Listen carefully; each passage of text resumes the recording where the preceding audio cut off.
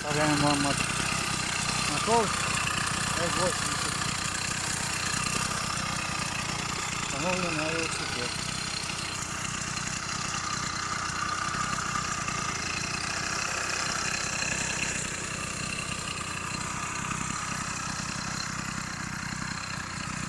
Так, ось уже на нього написав 351.